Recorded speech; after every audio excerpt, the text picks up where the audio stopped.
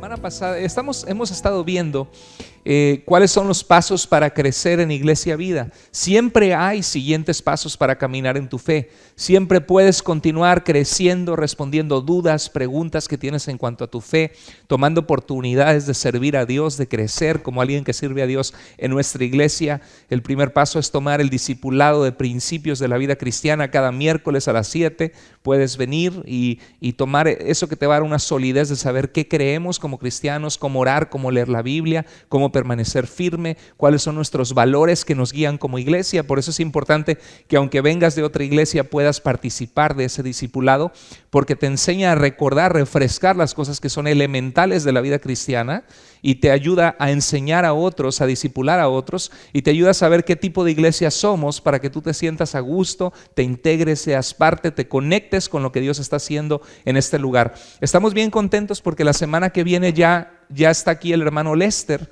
que es una contestación a oración. Él se muda desde Houston y viene a colaborar con nosotros. Vamos a tener músicos en vivo la semana que viene con nuestros hermanos que guían la alabanza. Van a ser parte todos como un equipo, y el hermano viene como ministro de alabanza de Iglesia Vida, así que estamos contentos porque es una contestación, oración, que creemos que vamos a empezar a tener ya músicos en vivo y va a ser de bendición, estoy seguro.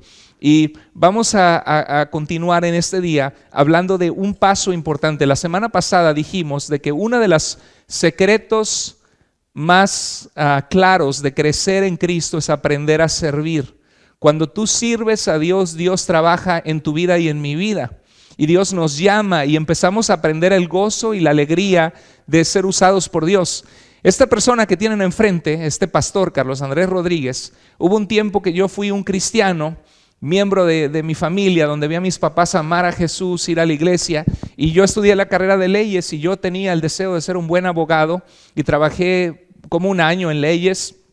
Probé el ambiente artístico, supuestamente yo queriendo tomar un break de 3 meses, y se tornaron 3 años y medio de mi vida que viví del ambiente artístico, de la actuación en Televisa, en películas, y me empezó a gustar. Escribí un guión de cine con un amigo, y cuando estaba haciendo eso, mi pastor de la iglesia donde yo iba me dijo que si quería enseñar una clase de apologética, la defensa de la fe. Evidencias de por qué somos cristianos, por qué podemos creer en la veracidad de la Biblia, de Jesucristo, de su resurrección, cómo sabemos que Dios existe, qué de otras religiones en el mundo. Y era un tema que con mi mente, que me gusta ser inquisitivo, me gusta averiguar la verdad, con mi trasfondo de leyes, de abogado, me encantó y me fascinó.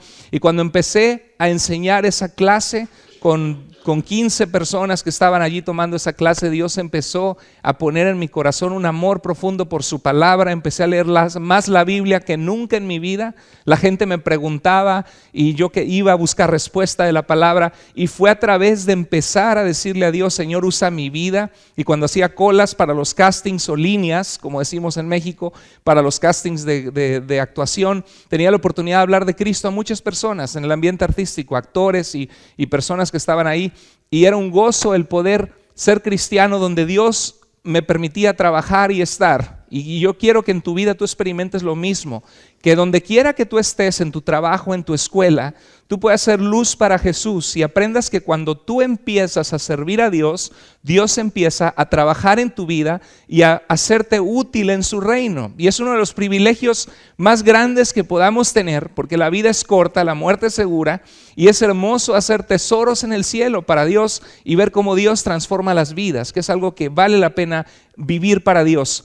En 1 Corintios 15, el apóstol Pablo está escribiendo una carta a una iglesia tremendamente desordenada, que algunos de ellos creían que eran cristianos, y probablemente lo eran algunos de ellos, pero estaban viviendo una vida basada en su carne, basada en sus apetitos carnales, no rindiéndose realmente a Dios. Había divisiones, había enemistades en la iglesia, había problemas de pecado, donde algunos todavía iban al templo pagano a comer la carne que se sacrificaba al dios pagano en ese templo, y había inmoralidad y había conflictos en los matrimonios. Y Pablo escribe esta carta y al final se despide, porque había un problema donde en esta carta algunos no creían en la vida después de la muerte, como pasa hoy día, ¿no? Tenemos gente en nuestro tiempo que dice: ¿tú cómo sabes que hay vida después de la muerte? ¿Quién ha regresado de allá? Y etcétera. Y Pablo les empieza a decir: hey, Yo les repito el evangelio que recibí, en el cual están firmes, las buenas noticias que yo recibí, que Jesucristo murió por nuestros pecados y fue sepultado, estuvo verdaderamente muerto y resucitó. Y apareció a Pedro, a los apóstoles, a más de 500 personas que lo vieron vivo después de haber estado muerto, y entre ellas a mí, el último, que no soy digno de ser un siervo de Dios porque perseguía a la iglesia de Cristo, porque yo pensaba que la resurrección era mentira, se me apareció a mí. ¿Y saben qué? Si Cristo no resucitó, nuestra fe es vana. Aún estamos en nuestros pecados, nos han engañado. Si esto no fuera cierto, no habría, si la vida después de la muerte no existiera, entonces Cristo tampoco resucitó. Y si Cristo no resucitó, nuestra fe es vana. Pero ¿saben qué? Cristo verdaderamente ha resucitado. Y porque Él resucitó, Él es las primicias de los que han dormido y nosotros estaremos con Él. Y Pablo escribe este largo capítulo 15 y al final termina diciendo: así que, hermanos, porque Jesús ha resucitado, porque nuestra ciudadanía no está aquí en la tierra, porque un día vamos a estar con Jesús, porque Él nos hizo para amarlo y conocerlo, porque nuestro cuerpo va a ser transformado y estaremos con Él, porque todas las enfermedades y problemas que enfrentamos en esta vida un día van a tener un fin y estaremos con Jesús y no habrá llanto, tristeza ni dolor. Dice: así que, hermanos míos amados, no se desanimen, no se agüiten, dicen por ahí, ¿verdad? No se desanimen, sino estén firmes y constantes. Para ser bueno en algo necesitas firmeza y necesitas constancia. Cuando yo era chico fui a clases de piano porque mi hermano es un pianista privilegiado, muy bueno. Desde los 8 años era pianista en nuestra iglesia. Fue campeón 3 veces del estado de Veracruz en piano, declamación, igual mi hermana. Yo no, yo era la oveja negra en música, no saqué nada de música. Aunque me encantaría poder tocar algo, lo único que toco es la puerta. Y mi hermano tomó clases de piano y me llevaron a mí con esta maestra. Y esta maestra era bien estricta y si no ponías bien los dedos te daba con la regla. Y fui ahí y me enseñó do, re, mi, fa, sol, fa, mi, re, do. Y fue todo lo que aprendí. Y llegaba al piano y do, re, mi, fa, sol, fa, mi, re, do. Ya mamá, ya me cansé, pum, cerraba el piano. Entonces mis papás no vieron interés en mí. No vieron que cumplía en la música, el hacer lo que era debido. Entonces nunca me volví bueno en la música y me sacaron de las clases de piano para no estar pagando de balde. Entonces, si nosotros queremos llegar a ser buenos cristianos, si queremos tener un buen matrimonio, si queremos ser buenos padres, ¿cuántos de ustedes quieren eso en su vida? Ok, si quieren ser eso, entonces es importante que nosotros practiquemos y seamos enfocados en permitir que Dios trabaje en nuestras vidas. Dice que nos mantengamos creciendo ¿en qué? En la obra de Dios. O sea, Dios tiene una obra que quiere hacer en la vida de la gente. ¿A qué vino Cristo? A buscar y a salvar lo que se había perdido. Tú y yo estábamos perdidos sin Dios. No sabíamos para dónde ir. No sabíamos dónde estábamos. Andábamos haciendo cosas, perdiendo el tiempo en tonterías o en pecado. Y Dios nos encontró. Su palabra llegó a nuestra vida y nos dio luz y alumbra nuestro camino. Y hay una obra que hacer, compartiendo ese mensaje con otros, sirviendo en lo que Dios, la obra que Dios está haciendo. Dice: estén firmes y constantes creciendo en la obra del Señor. A veces, ¿cómo dice? ¿Están todos aquí o están medio dormidos? Sí.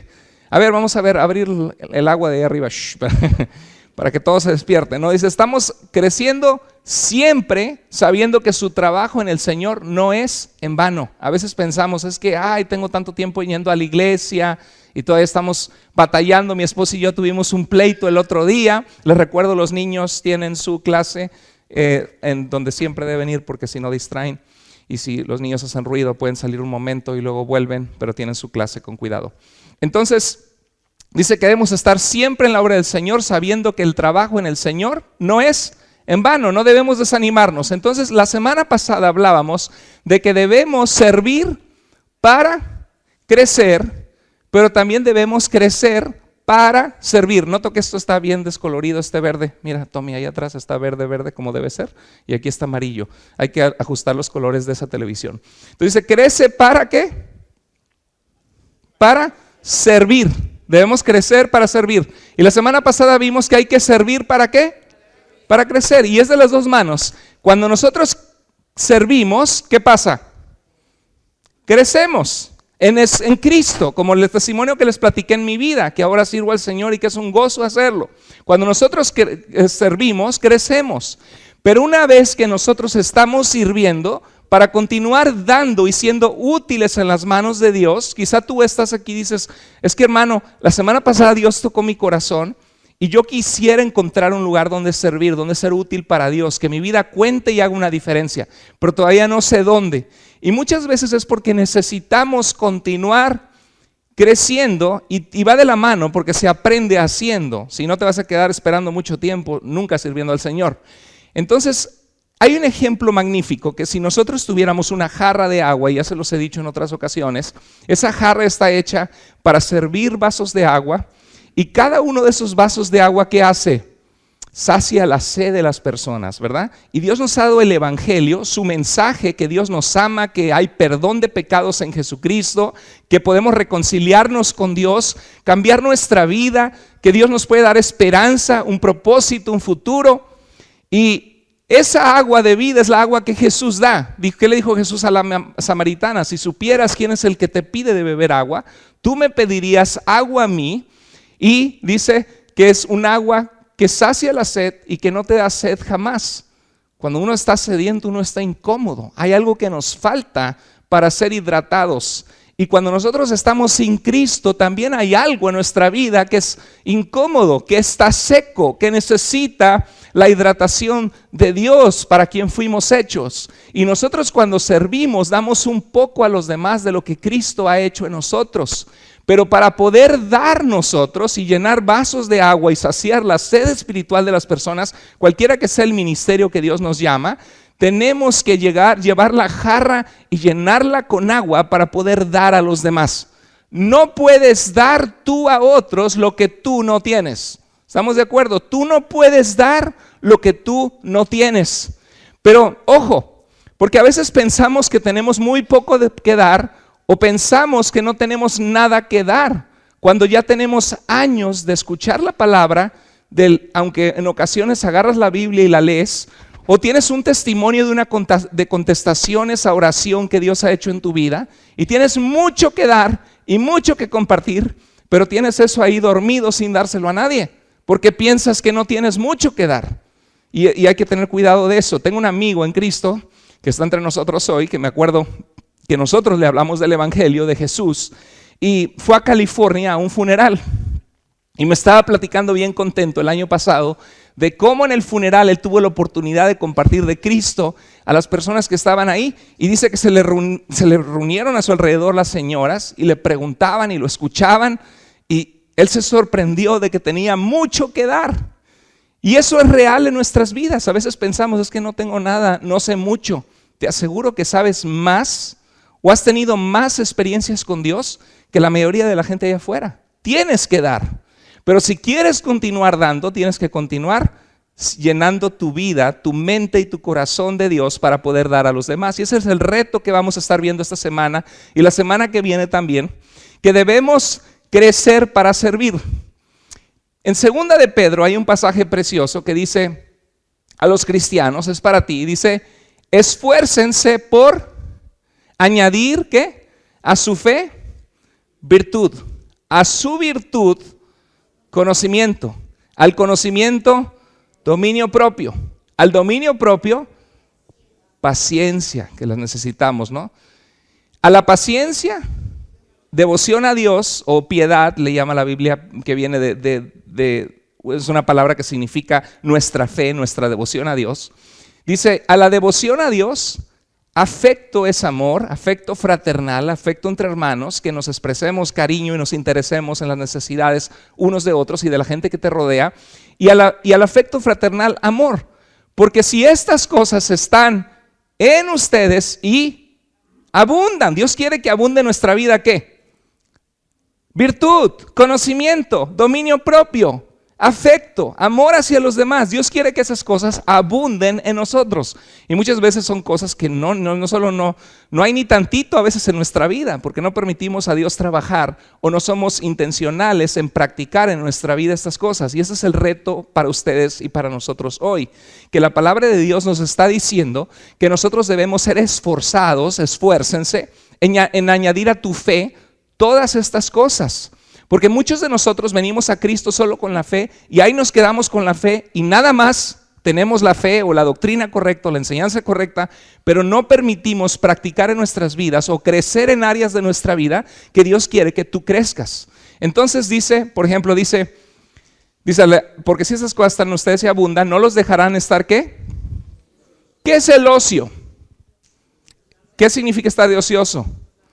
Pues estar bien a gusto, no hacer nada, ¿no? Estar en una hamaca con las chanclitas ahí moviéndolo, con tu coquito. Pero ok, hay un tiempo de relax, pero la vida no es puro relax. La vida hay que trabajar, hay que salir adelante, hay que planear, hay cosas que atender en nuestras vidas. ¿Y qué dice el apóstol Pedro? Que nosotros en nuestra vida puede haber ocasiones o momentos que estamos de ociosos, o sea, que no está siendo nuestra vida productiva o útil en el reino de Dios como Dios quiere usarnos para hacer un impacto en la vida de otros. Y dice que nuestra vida debe llevar ¿qué? Fruto. ¿Qué harías tú con un árbol que plantas en tu casa de mangos, de aguacate, lo que sea, y lo riegas, lo cuidas, le pones abono, lo preparas, lo cuidas de las plagas y nunca da fruto? Y pasan 2, 3, 4, 5, 6, 7 años y todavía no hay mangos, todavía no hay aguacates. Y pues está muerto ese árbol, es estéril. Y a veces en nuestras vidas nosotros podemos ser estériles espiritualmente. Es más, te voy a hacer una pregunta. ¿Cuántas personas han conocido a Jesucristo como su Salvador a través de tu vida? ¿A cuántas personas has guiado a Jesús?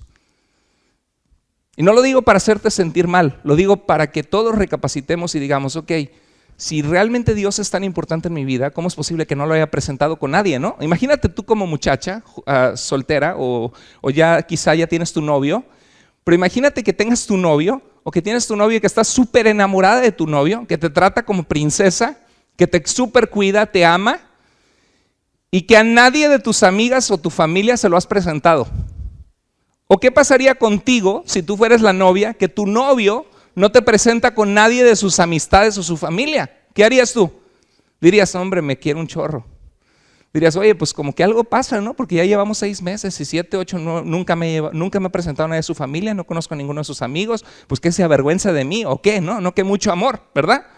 Y si nosotros amamos a Jesús, amamos a Dios y vemos que Dios es real, que Dios contesta oraciones, que Dios nos salvó, nos perdonó de nuestros pecados, nos ama, nos rescata, hay algo disfuncional en nuestra vida si a nadie le hemos dicho de eso que Jesús ha hecho en nosotros. Conéctate en un grupo de vida porque esta semana van a aprender en los grupos de vida cómo compartir tu testimonio, cómo practicar con otros, platicarles lo que Dios ha hecho en nosotros, porque todos tenemos algo que compartir. Entonces dice la Biblia que Dios espera de nosotros fruto y que no estemos de ociosos. Entonces, primero que nada, vamos a analizar esto. El apóstol Pedro comienza diciendo, Pablo nos dijo que nos mantengamos firmes, constantes y ¿qué? Creciendo en la obra de Dios, sirviéndole. Porque cuando tú y yo servimos a Dios, no es en vano. Pero para servirle tenemos que mantenernos firmes y ¿cómo? Creciendo. Ahora vemos a Pedro y Pedro nos está diciendo algo, el apóstol Pedro que estuvo con Jesús, su palabra de Dios nos está diciendo algo a tu vida y a mi vida. Dice, por tanto, esfuércense en añadir a su fe virtud. Y la pregunta es, ¿qué es la fe? En Hebreos 11:1 dice que la fe es una convicción, una certeza de tu corazón. Dice después la fe, la certeza de lo que se espera, la convicción de lo que no se ve. Y por ella alcanzaron buen testimonio los antiguos y alcanzaron las promesas de Dios. Abraham le creyó a Dios y le fue contado por justicia. Y Hebreos 11 nos habla de creer a Dios de tal manera que tú decides seguirle. En Hechos 10:43 dice, todos los que en él creyeren, en Jesús, recibirán perdón de pecados por medio de él. Eso es la fe. Cuando tú crees en Jesús, pones tu confianza en él y comienzas a seguirle. Y en Tito 1:4 dice que Tito para Pablo era su verdadero hijo en la común fe. O sea, ahí no habla de creer, sino de un caminar con Dios. Nuestra común fe es que cada uno de los que estamos aquí en esta iglesia un día reconocimos nuestra necesidad de Dios, el Señor tocó nuestro corazón, confiamos en él para salvaciones, pero la mayoría, y tenemos una común fe. Una común confianza en un mismo Señor nuestro que es Jesucristo. Y dice en 2 Timoteo 4:7, he guardado la fe. Entonces, creer en Dios no es suficiente para quedarte estacionado toda la vida en decir, yo ya creí un día y ya. Okay, I had faith and that's enough. I had my faith, my religion, but that's it. And the Bible says, no, add to your faith virtue, a life that is worth living, love and patience and a lot of other things, ¿verdad? Muchas otras cosas dice la Biblia que tenemos que añadir. Entonces a la fe tenemos que añadir ¿qué? Virtud. Y la pregunta es, buena pregunta, ¿qué es la virtud? Es una buena pregunta, ¿verdad? Porque ¿cuántos han oído la palabra virtud? ¿Y cuántos de nosotros podríamos definir la palabra virtud? Mire, en la Biblia hay un pasaje en el libro de Proverbios que dice lo siguiente. Han escuchado Proverbios, un libro de sabiduría aplicada a la vida, y dice Proverbios capítulo 30, el rey Lemuel, uno de los reyes, escribe y quedó plasmada este consejo a su hijo. Y qué importante que como padres les enseñemos a los hijos que se fijen muy bien en quién se casa, ¿no? Y a las hijas igual. Y dice Proverbios 31:10, dice, mujer virtuosa, ¿quién la hallará? O sea, vivimos en un tiempo en donde todas quieren su muchacho que maneja el buen carro, ¿no? Que le compre su anillo de diamante, que la trate bien como princesa, que la lleve a comer a buenos lugares. Pero aquí dice, fíjate en algo más profundo, mujer que tiene virtud, ¿quién la hallará? Porque dice, su estima, su valor de esta mujer sobrepasa el valor ¿qué? De las piedras más preciosas. O sea, cualquier diamante, un diamantito chiquito a veces así, que sea perfecto, near perfect, puede costar 5,000, 10,000 dólares, chiquitito. Y dice la Biblia que una mujer que tiene virtud en su vida, su valor sobrepasa el valor del oro y de las piedras más preciosas que pueden haber. Porque no lo puedes comprar, tener una buena mujer a tu lado así. Y dice, el corazón de su esposo está en ella confiado. O sea, yo sé que mi esposa no me va a traicionar. Yo sé que tengo su confianza, yo sé que tengo su apoyo. Yo sé, y lo mismo aplica al hombre, Si hay un hombre que tiene virtud, ese hombre vale oro para su esposa y su familia. Y Dios quiere también hombres virtuosos, no solo mujeres virtuosas. ¿Están de acuerdo? Amén, hermanas. ¿Sí? Dios quiere hombres virtuosos también y mujeres virtuosas. ¿Qué significa que tengan virtud? Y habla de que el corazón de su esposo está en ella confiado, que ayuda. Dice, busca lana y lino. Yo pensaba que lana de dinero, le iba a decir a mi esposa, ahora vete a buscar lana, pero no, aquí dice, busca lana y lino y con voluntad trabaja con sus manos, está dispuesta a ayudar a su esposo, etc. Entonces, ¿qué es lo que hace a alguien virtuoso? Alguien virtuoso es alguien digno de confianza, porque el pasaje dijo, su esposo está en ella confiado. Qué bonito, tú tienes amigos en tu vida que puedes confiar en ellos ciegamente. Qué bonito es, yo puedo invitar a mi casa a mi hermana, a mi hermano, a mis cuñadas, y yo sé que estamos a salvo en la casa, no me estoy con peligro de nada, nadie me va a traicionar ni me va a dañar en mi casa, son personas que tienen mi entera confianza. Y la virtud es todo lo que es bueno y que tiene excelencia moral. ¿Y qué es la moral? La moral es nuestro brújula interna, no la bruja, sino la brújula interna que te ayuda a discernir entre el bien y el mal, que te ayuda a saber cuando algo es bueno, algo es correcto, algo es puro, tiene intenciones correctas o puras. Dice en Filipenses 4:8, y este es un pasaje excelente, porque la Biblia es suficiente para nuestras vidas, pero no es exhaustiva. O sea, no habla de todo en el mundo. Por ejemplo, hay gente que dice, pastor, ¿qué piensa de la legalización de la marihuana en Washington? ¿No? ¿Ha notado que últimamente va uno al mall o afuera y de repente huele más a marihuana que antes? ¿Lo ha notado o no? Y dice, pastor, ¿y usted cómo sabe a qué huele? Pues porque crecí en México, ¿no? Había personas, ¿qué es eso? Pues están fumando marihuana. Nunca he probado eso en mi vida, pero sé a qué huele. Y es triste de que estamos en un estado que ha legalizado esa droga y que de repente vas pasando y huele a eso y es incómodo. Y pues daña el organismo y el cuerpo y tú te preguntas, bueno, ¿dónde, pastor, dice la Biblia que no debemos fumar, que no debemos tatuarnos, por ejemplo, ¿no? Un tema controversial, que no debemos ir al club, ¿no? A bailar con mis amigos, donde hay este ambiente que sé que es un poquito pesado, donde las muchachas andan mostrando de más y debo ir o no debo ir. Y hay varios pasajes que nos hablan de andar como de luz, como de día y no como de noche, que nos apartemos de toda apariencia de mal. En nuestro corazón tenemos una conciencia que Dios ha puesto, que nos hace sentir lo que está bien y lo que no está bien.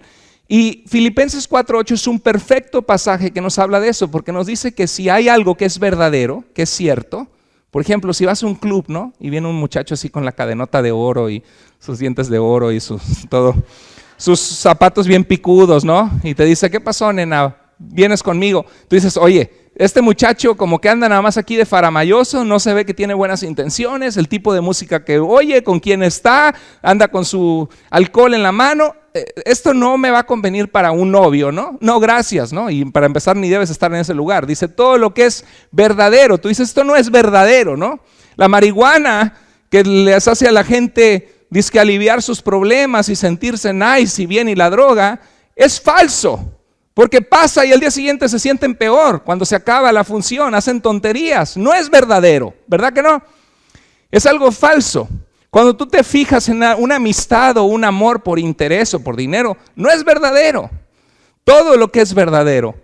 Dice todo lo que es honesto. ¿Qué es una deshonestidad? Pues mire, yo le limpio su casa, su patio por $120. Le voy a hacer un trabajo mejor que nadie. Ahora, aquí está tus $120. Y cuando sales, el patio todo horrible, medio hicieron algo, dejaron las cosas mal. Dices, esto no es honesto. Me transaron, ¿no? O si te dicen, mira, te vendo este anillo de oro, es del bueno, mira, ¿no? Y de repente al ratito te lavas las manos y sale el color amarillo y te das cuenta que no era oro, sino era cobre. Dices, esto no es honesto, esto es deshonesto. Cuando alguien te miente, ¿es honesto o es deshonesto? La mentira no es de Dios. Cuando tú lo haces para tapar tus pecados o para querer aparentar algo que no eres, hay gente que batalla con el valor de sí mismo, de sí misma, y dice, no, pues yo fui elegida como Miss México, ¿no? O la flor más bella del ejido, ¿verdad? No sé. O yo fui elegido como el mejor corredor de mi barrio. Inventas algo que no pasó en realidad, pero la gente dice, wow, o de veras, en serio. Y como la gente te valida en ese momento, te la crees y dices, me resulta mentir, porque tengo la atención de la gente con esta mentira que les dije, ¿no? O no se dieron cuenta que fui yo y me salvé de las consecuencias. Pero eso no es honesto, es algo deshonesto. A ti no te gustaría que te mintieran y la gente no te está valorando por quien realmente eres tú, sino por una mentira. La mentira no es de Dios, la mentira, Satanás es padre de mentira. Dice, todo lo puro, si algo puro es algo que no está mezclado con algo falso, ¿no? Que es algo bello, todo lo amable. Entonces tú dices, debo ir, pastor, al club, o debo ir al antro, ¿no? O debo ir a esto, me debo poner un tatuaje con una calavera aquí que dice, bueno, es verdadero, es puro, es amable, es honesto, es algo bueno, tiene buen nombre, hay virtud alguna, hay algo virtuoso, algo bueno de calidad en esa acción. Dice, si es así, si es digno de alabanza, piensa en estas cosas, piensa en las cosas que son buenas, en las cosas positivas, en las cosas que son honestas, en las cosas que son íntegras. Y tenemos que luchar porque todos nosotros somos seres muy complejos, inseguros y a veces queremos poner caretas y tenemos que ser honestos. La virtud es todo lo que es bueno y tiene excelencia moral. ¿Qué está diciendo Dios en Pedro?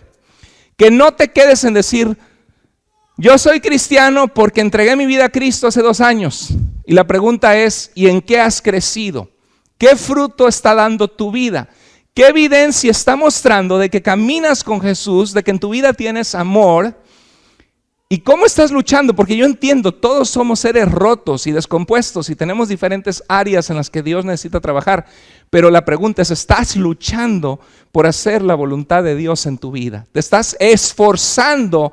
Porque no nada más digas, yo soy cristiano porque voy a la iglesia los domingos, tengo fe. Pero la pregunta es, ¿ya añadiste a tu fe una vida virtuosa? ¿Eres virtuoso? ¿Tienes virtud en ti? ¿Qué es lo contrario de la virtud? El vicio. Lo contrario de la virtud es el vicio. ¿Qué es un vicio? Les recuerdo, los niños siempre van afuera y luego se regresan. Virtud es vicio. ¿Y qué es el vicio? algo que te esclaviza, que es malo, que es nocivo. Un vicio es una conducta o hábito inmoral, que no es moral, que no es algo honesto, correcto, que es malo o que es pecaminoso, que va contra las leyes de Dios. Cualquier vicio es algo que nos perjudica, que nos daña inmediatamente o a la larga. Lo contrario a lo que Dios dice que añadas a tu fe virtud es añadir a tu vida un vicio. ¿Y qué puede ser un vicio? No sé, fumar es un vicio, tomar es un vicio, ser ocioso y no hacer nada con tu vida y no avanzar es un mal vicio también, ¿no? Y los vicios generalmente son a base de hábitos. Es muy importante que cuidemos nuestra mente. Hay un dicho que dice, cuida tu mente, cuida tus pensamientos, porque tus pensamientos se convierten en acciones, ¿no? Siembra un pensamiento y se convertirá en una acción. Ay, como que yo tengo ganas de esto. Cuidado, ya lo pensaste. Si es algo que no le agrada a Dios, dile, Señor, perdóname, porque tengo ganas de hacer esto que no te agrada, ¿no? Porque una vez que lo piensas, buscas la manera de hacerlo. Y una vez que lo haces, se convierten en hábitos. Y una vez que son un hábito en tu vida, se convierte en un carácter, en quién eres tú. Entonces la virtud, mire, déjame decirle algo. Cuando la Biblia dice, están todos conmigo, ok, cuando la Biblia dice que añadamos a nuestra fe virtud, el apóstol Pablo y Pedro, que hablaban de la virtud, vivían en un mundo donde la gente tenía una idea de qué era la virtud. Por cierto, la palabra virtud era la palabra arete en griego, en el Nuevo Testamento, de donde viene el arete. No sé qué tiene de virtuoso un arete, pero así esa palabra es. Entonces, en ese mundo del tiempo de Pablo, muchos de estos principios de virtud eran platicados en el diario vivir por filósofos de la época. Aristóteles, Platón habían hablado de la virtud. Y lo que se creía en ese entonces era que la virtud se aprendía no con las emociones, sino con la mente. Cuando nosotros pensamos con las emociones, hacemos tonterías muchas veces, ¿no? Si ves por las emociones, agarras 3 pedazos de pizza. Si usas la mente, dices, mejor un pedacito y me sirvo más de arroz y brócoli, ¿no? La mente te protege de solamente seguir tus emociones. Cuando estamos en un desacuerdo con alguien, si son las emociones, nos calentamos, nos enojamos, nos insultamos y ya la regamos y lastimamos una relación y ya no vuelve a ser lo mismo, ¿no? Entonces es importante, la virtud se aprende racionalmente y siguiendo instintos morales, se aprende al vivirla, al tú decidir. Por ejemplo, si tú estás casado y tiendes a pelearte con tu esposa todo el tiempo, y empiezan a ofenderse y a decir, pero tú eres pero tú siempre, pero tú nunca. Tú racionalmente puedes decidir amar a tu esposa o a tu esposo aun cuando es difícil hacerlo. El hecho que ella o él o un compañero de trabajo te conteste mal o con groserías no significa que tú tienes que hacer lo mismo. Y se necesita un esfuerzo especial para no reaccionar con el instinto animal que tenemos, ¿no? Y lo que tenemos que hacer es usar nuestra mente y tomar un paso atrás y decir, Señor, quiero agradarte en mi vida, no quiero estar peleándomela con mi familia o en mi trabajo o con mi esposa todo el tiempo. Señor, voy a contestarle bien. Dice Proverbios 15:1, la blanda respuesta quita la ira, pero la palabra áspera hace subir el furor y terminan las cosas mal. Entonces, usa la razón en búsqueda de la vida correcta y buena. Mire, decía, este es un dicho famoso de nuestros tiempos, que dice, los 7 peligros de la virtud humana. Pero nos ayuda a pensar qué es lo que Dios nos dice cuando nos dice que añadamos a nuestra fe, ¿qué? Virtud, una vida virtuosa. Quiero que hoy salgamos de aquí, de la iglesia, pensando, yo quiero ser más virtuoso. Alguien que vale ante Dios y vale ante mi esposa, mi esposo, mis hijos y mi familia. Alguien que toma buenas decisiones que agradan a Dios. Dice que los 7 peligros de la virtud humana es querer tener riqueza sin trabajo. Por eso compran algunos, ¿no? El Powerball y rasca huele, no rasca y a ver si gana dinero, ¿no? Porque la gente quiere enriquecerse rápidamente. Por eso la gente le entra a las tranzas y en nuestros países están aplastados en corrupción, porque la gente quiere riqueza sin el esfuerzo de planear y de trabajar. O placer sin conciencia. Y por eso dos noviecitos apenas se conocen o se conocieron en el club, ya terminan acostados en la noche y no están concientizados moralmente de que de ahí puede salir un bebito, de que estás durmiendo con la hermana de alguien más, la hija de alguien más, que no te gustaría si fuera tu hermana o si fuera tu mamá, y no aprendes a respetar a los demás. Placer sin conciencia de lo que estás haciendo, conocimiento sin carácter. Hay mucha gente que aprende y saca títulos, pero tiene educación, pero no está educada. Son pedantes, orgullosos, groseros, ¿sí? Y tienen su título, pero no tienen en su vida amor ni carácter. Negocio sin ética. Pues órale, vamos a entrarle a un negocio, pero le decimos que es de oro, pero en realidad es de cobre. ¿A quién le gustaría al otro que le vendan algo así? Negocio sin ética. Ciencia sin humanidad, ¿no? Vamos a hacer estos avances científicos, pero no importa de que usemos esto de la genética, de que hagamos clonación, etc. Ciencia sin humanidad, religión sin sacrificio. Quiero tener mi religión. Eso es bien común en nuestro tiempo. Mucha gente hoy domingo fue a misa. Inclusive hubo bautismos de niños. Y ahorita ya están en una pachanga celebrando el bautismo del niño. Y ya sacaron las coronas, y ya sacaron no las coronas de los santos, sino las cervezas. Y están viviendo una vida alejada de Dios, aunque fueron a misa hoy en la mañana. ¿Estamos de acuerdo o no? Y ayer andaban en el antro, pero hoy fueron a misa, ¿sí? Y en la noche se van a tomar con los amigos, pero tienen religión. God doesn't want you to have a religion without your heart. God wants your heart, your trust, that you know in your heart that He loves you and what He directs you and guides you because He loves you. He has a better life for you than the life you have for yourself. Entonces, o política sin principios. Mire, estas eran las 7 virtudes de la antigüedad y nos sirven para ver qué nos está diciendo la Biblia. ¿Por qué estoy yendo a esto? Porque a veces podemos decir nosotros, ok, Dios me dice en su palabra que yo debo aprender a añadir a mi vida virtud. Ok, ¿y eso con qué se come? ¿Qué es la virtud? ¿No? Queremos profundizar en que ustedes entiendan que en la época bíblica, cuando Pedro y Pablo escribieron que añadiéramos virtud, estaban pensando en esto. Ellos vivían en un mundo que había 4 virtudes principales en la filosofía de su época, Platón, Aristóteles, que hablaban de tener una vida virtuosa, que era una buena vida, y hablaban de que era tener sabiduría y prudencia. ¿Qué es sabiduría y prudencia? Tener la inteligencia para tomar buenas decisiones. Eso es una virtud, tomar decisiones correctas.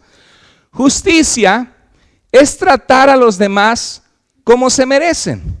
¿Cuántas veces te han tratado a ti de una manera injusta? ¿Cómo te ha hecho sentir? ¿Te hace sentir minimizado cuando alguien te trata grosero o de una forma que no mereces? ¿Cómo tratas tú a tu esposa, a tu esposo, aún como padres? ¿Cómo trato a mis hijos? Solo son órdenes, órdenes, órdenes. No hagas esto, no hagas lo otro y vete para allá, muchacho, y no estés molestando. ¿Y cuánto le he dedicado de tiempo a ese hijo, esa hija, de repente sentarme y decirle que la amo, que lo amo, y le he dedicado tiempo para enseñarle de Dios o para orar con ella? No solamente son órdenes, y la justicia es tratar a los demás de una forma correcta. Dios quiere que añadamos a nuestra vida una vida de sabiduría y una vida de justicia, que tratemos a los demás como se merecen. Templanza, ¿saben lo que es la templanza? Es un fruto del Espíritu Santo. La templanza es el dominio propio. El dominio propio es que yo me tengo que dominar a mí mismo. Por ejemplo, a ver, Sergio, pásale para aquí arriba. Tommy, pásenle para arriba. Vamos a despertar a los hermanos 3 minutos. Pásenle. Supongamos que Tommy me hace algo malo, ¿verdad? Y me hizo algo malo, me robó $2,000, ¿sí? Insultó a mi mamá. Y yo por dentro tengo ganas de pegarle, pero Sergio es mi amigo y mi hermano en Cristo y también es amigo de Tommy y no quiere que yo le pegue. Entonces deténme, por favor, para que no le pegue. Agárrame. No, agárrame, yo quiero pegarle. Haz de cuenta que yo voy a ir a pegarle y tú me agarras. No me dejes ir. Agárrame, no me dejes ir. Ok. ¿Qué está haciendo él? Está haciendo, yo tengo ganas de pegarle, ¿verdad? Perdón, es de broma, yo tengo ganas de pegarle, ¿verdad? Pero ¿qué está haciendo Sergio conmigo? Me está, en inglés dice restraining, me está tomando para que yo no haga algo. Yo tengo ganas de hacerlo, pero Dios me está diciendo, no lo hagas, no lo hagas, no lo hagas, ya déjalo, vente para acá, no lo hagas. Gracias. Muchas gracias. Pueden sentarse, muchachos. Gracias. Entonces, el dominio propio es hacer eso contigo mismo. Pecado no es que tengas tentaciones, otra vez ya lo repito. Pecado es ceder a tus tentaciones. Tú puedes tener ganas de pecar. Ganas de insultar a tu esposa, a tu esposo, ganas de pagar mal por mal, ganas de hacer algo pecaminoso o sexual con el cuerpo que Dios nos dio. Todos somos seres sexuales en esta iglesia y en el mundo. Y Dios quiere que tengamos control sobre nuestra sexualidad. Por eso dice la Biblia que presentemos nuestra vida, nuestro cuerpo, nuestros miembros como miembros de servicio a Dios y no al pecado. Pero cuando nosotros decimos, es que tengo ganas, pero esto no le agrada a Dios, y te pones de rodillas, le dices, Señor, ayúdame. Señor, dame una salida. Señor, ayúdame a encontrar, a hacer algo más productivo, a no descargar mi ira y mi enojo, a no hacer lo que tengo ganas de hacer. ¿Sabe cómo se le llama eso? Dominio propio. Y es lo que dice Pablo, añadan a vuestra fe virtud, a la virtud conocimiento de Dios y su palabra, al conocimiento también habla de dominio propio y paciencia, ¿sí? Entonces dice que y también el valor era considerado, y Pablo dice en 1 Corintios 13 que al final de todo lo único que va a permanecer, dice que ahora permanecen la fe, la esperanza y el amor, y el mayor de estos tres es el amor. Entonces cuando la Biblia dice iglesia, y piensa que te lo está diciendo a ti, que Dios te dice, no te quedes Carlos, Dalila, dos por uno, ¿no? No te quedes Juan, no te quedes Giovanni, no te quedes Rubén, no te quedes Luis, solamente teniendo fe. No te quedes Víctor, solamente que creíste y ya creíste y se acabó todo. No, trabaja, esfuérzate en tu vida, conoce a Dios para que a esa fe que tienes en Jesús le añadas una vida virtuosa. ¿Qué significa virtud?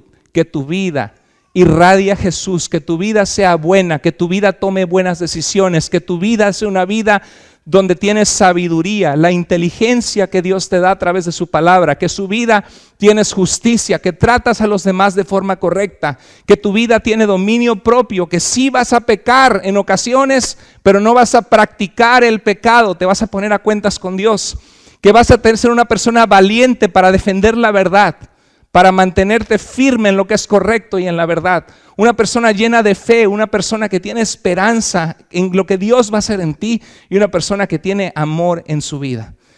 Eso significa ser una persona virtuosa. Mire, con esto estoy terminando. Si nosotros ponemos en un lado el diablito y el otro el angelito, ¿cuántas veces lo hemos visto en películas? Que dicen, no, pero dale chance, ¿no? Aquí está el angelito, pero dale chance. Acuérdate de que debes perdonarle y poner el ejemplo. Sí. Y del otro lado aparece el diablito. ¡Plac! No, que te la pague, que él vea. ¿Verdad? En las caricaturas se ve el diablito sentado y el angelito y no sabes a quién escuchar, ¿verdad? Y yo creo que todos podemos, ¿qué dice la Biblia? Que nuestra naturaleza pecaminosa, el deseo de la carne es contra el espíritu y el del espíritu es contra la carne, y estos se oponen entre sí para que no hagamos lo que queramos. Porque todos nosotros queremos hacer el bien, pero muchas veces hacemos el mal que no queremos hacer. Y es una lucha que está en nosotros, pero la Biblia dice que Dios nos ha dado su Espíritu Santo, nos ha dado su palabra para guiarnos, que es una lámpara a nuestros pies, nos ha dado la iglesia, la comunidad de fe. Y todas estas cosas son ingredientes que nos ayudan a racionalmente, no en nuestros instintos, decir, yo voy a tener dominio propio, yo decido agradar a Dios, no voy a mentir más, no voy a ser más deshonesto, no voy a ser más injusto empezando con mi familia, voy a hacer lo que le agrada a Dios. Y hay la Iglesia Católica en la Edad Media vino con algo que se llama los 7 pecados capitales. ¿Han escuchado eso? Los 7 pecados que están en nosotros, emociones humanas que podemos batallar, que son soberbia. ¿Qué es la soberbia? Creerte más de lo que eres. No querer reconocer tus defectos, no querer escuchar, que nadie te diga nada y creer que lo sabes todo. La soberbia, ¿no? No tener tantita humildad de reconocer que necesitas de otros, etc. ¿Qué es lo contrario a la soberbia? Humildad. Este es mi llamado para ti. La Biblia dice que debes añadir a tu fe Virtud. Una persona virtuosa es una persona humilde. ¿Estamos de acuerdo? ¿Cuántas veces admiramos personas precisamente porque aunque saben y conocen, tienen amor y son humildes? Entonces, ¿quieres ser una persona virtuosa? Amén. Entonces tienes que aprender a amar y a ser humilde, no a estar llena de soberbia. La lujuria, ¿qué es la lujuria? Da rienda suelta a nuestras pasiones sensuales en nosotros, porque como lo dije, todos los que estamos en esta iglesia somos seres sexuales. Y lo triste es de que 4 de cada 10 mujeres van a ser abusadas sexualmente o tocadas impropiamente en su vida, y a veces por un familiar cercano, un vecino o alguien. Por eso cuida a tus hijos, cuidemos a nuestros hijos como oro, enséñales que nadie les debe tocar nada, que nosotros cuidar a los niños en la iglesia, en las casas, nunca debe estar un adulto solo con niños, debemos cuidarlos como lo más preciado de nosotros. Y si alguno de nosotros ha pasado por eso, y no solamente son mujeres, son hombres y todo, 4 de cada 10, entreguémoslo al Señor, permitamos la sanidad de Dios, reconozcamos que delante de Dios tenemos valor, y como decía la canción, que el Señor puede restaurar las ruinas, aunque batallemos con eso, el Señor puede restaurarnos y hacernos limpios. Entonces, lo contrario a la lujuria es la castidad, es la integridad sexual y moral. La gula, ahí batallamos muchos, ¿no? La gula es querer comer más de lo que mi cuerpo necesita porque se siente rico comer esa comida y esos pasteles. ¿Cuál es lo contrario? La templanza, el dominio propio. La avaricia es querer tener más de lo que necesito. Ojo, no es malo querer salir adelante y querer cubrir las necesidades de tu familia. Lo que es malo es enamorarte del dinero. ¿Raíz de todos los males es el dinero? No, es el amor al dinero. Entonces, la avaricia es que solo estoy pensando en dinero, dinero todo el tiempo y no estoy pensando en Dios, en mi esposa, en mis hijos, en hacer avances en mi vida espiritual. Y si tú batallas con eso, entrégaselo a Dios y dile: Señor, yo quiero que tú seas número 1 en mi vida y mi familia y no el dinero o el trabajo. Entonces, la avaricia, y lo contrario a ser una persona avariciosa, es una persona sencilla. Lo que el apóstol Pablo decía: he aprendido a contentarme cualquiera que sea mi situación. Tengo satisfacción en Cristo. Sé lo que es tener abundancia, pero cuando paso por momentos de pobreza, de escasez y de necesidad, Dios es mi fortaleza, porque todo lo puedo en Cristo, que me fortalece cuando estoy pasando por esos momentos escasos y débiles. Y luego dice un pecado que es considerado un pecado capital en la Edad Media, y viene de la filosofía griega también esto, que es parte del contexto en el que Pedro y Pablo escribieron, es la envidia. Que yo me siento mal que a ti te va bien. Cuando tú te sientes mal que a otro le va bien, repréndete a ti mismo. ¿Vieron el ejemplo aquí? Pero es que yo tengo ganas me da coraje y le va bien. Dice: hey, repréndase en el nombre de Jesús.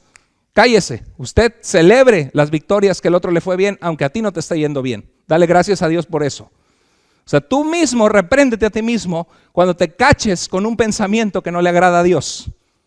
¿Y qué hace volteando para allá? Voltéese para allá, que tiene una esposa en casa y 3 hijos que lo están esperando.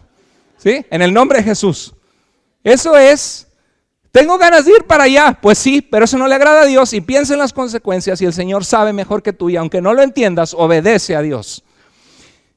La ira, ¿cómo hay gente que batalla con esto? ¿No es cierto? Y cuando estamos frustrados con cosas que no hemos logrado en la vida, cuando nos sentimos en un matrimonio frustrados, los hombres que no han tenido intimidad con su esposa porque a la esposa no la han tratado con amor y con afecto y con cuidado, y nada más cualquier cosa explotan. Entonces hay ira, y con la ira se dicen palabras hirientes y ásperas. ¿Qué es lo contrario a la ira? Que Dios nos ayude, es la paciencia. ¿Qué es la paciencia? Señor, tengo ganas de explotar, pero perdóname, Padre. En vez de que salgan majaderías de mi boca, Señor, te pido que me ayudes, Padre. Lo que necesito es oración y tu presencia, Señor. Es paciencia. Y otro pecado es la pereza. ¿Y qué vas a comer mañana? Pues quién sabe, pero Dios dijo que Él alimentará a los pajaritos del campo. Y la pobre esposa, ¿y a qué horas va a ir a trabajar? Pues el Señor proveerá, ¿verdad? Y no busca trabajo. La pereza es que estás muy cómodo no haciendo nada, no avanzando en tu vida. Y la virtud es el ser trabajador es una virtud, es lo que dice en Proverbios 31, mujer virtuosa, dice que trabaja la lana y el lino, le cose la ropa al esposo y está en aquel entonces, ¿verdad? No estoy tratando de poner ningún estereotipo, pero era una mujer trabajadora y era virtuosa. Entonces, ¿qué aprendimos hoy, iglesia? ¿A qué nos llama Dios? A ser personas llenas de la virtud de Dios. ¿Qué es la virtud? Ya hay una comprensión más clara de qué quiere. Dios quiere que te quedes solo siendo el cristiano que tiene fe y ya, ¿o no? Que añadas a tu fe, ¿qué? Virtud. Entonces sal de aquí diciendo, yo quiero ser una mujer virtuosa, quiero ser un hombre virtuoso, quiero ser un hombre lleno de virtud. ¿Y qué es la virtud? Es llenarnos la virtud es tomar en nuestra vida los frutos del Espíritu Santo, el gozo, la paz, el amor. Y parte de eso es ser justos, ser íntegros.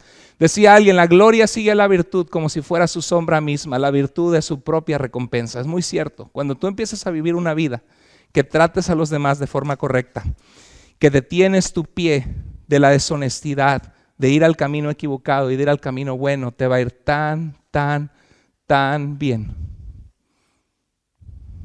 Vino a mi mente un ejemplo y con esto termino. Había una muchacha que decía, que conocimos, mi esposo y yo, hace 4 años atrás, y decía, yo quiero un esposo, y le he pedido a Dios que me dé un esposo que me ame, porque tuve un hijo de un esposo que me abandonó, y es que la verdad se me hace difícil a veces, cuando conozco a alguien que me habla bonito, o que me muestra amor, el no dormir con él, con esa persona. Y mi esposo y yo, hace 4 años le dimos ese consejo, le dijimos, ¿sabes qué? La Biblia dice, busca primeramente el reino de Dios y su justicia, y todo lo demás vendrá por añadidura. Si quieres encontrar un buen hombre, if you want to find somebody that really values you and cares for you and loves you, find first worth in yourself. Encuéntrate y date a respetar. Y deja que otros hombres te respeten. Y si no te quieren respetar, mándalos a volar. Que es, ni modos, el que quiera azul celeste que le cueste. Y si le cuestan y te valoran, y tú tomas la virtud de la integridad sexual, de decir, Señor, este cuerpo es solo para el hombre que voy a compartir mi vida, no para que otros me estén probando a ver si soy un buen carro o no, para ver si me compran o no me compran. Y una vez que hagas eso, vas a encontrar lo que tanto anhelas. Aquel hombre, vas a encontrar un buen hombre que te va a respetar, que te va a valorar y que se va a casar contigo y que va a criar a tu hijo como si fuera hijo de él y que te va a amar. Y esa muchacha batallaba con eso, pero se puso en las manos de Dios y dijo, Señor, yo quiero en mi vida virtud, yo quiero en mi vida integridad, agradarte. Y esa muchacha encontró un esposo que la ama, que la trata como princesa, que la trata como reina y que los dos sirven al Señor ahora. Cuando uno agrada a Dios y decide ser virtuoso, todo lo demás viene por añadidura. Deleítate en el Señor y Él te contestará las peticiones de tu corazón.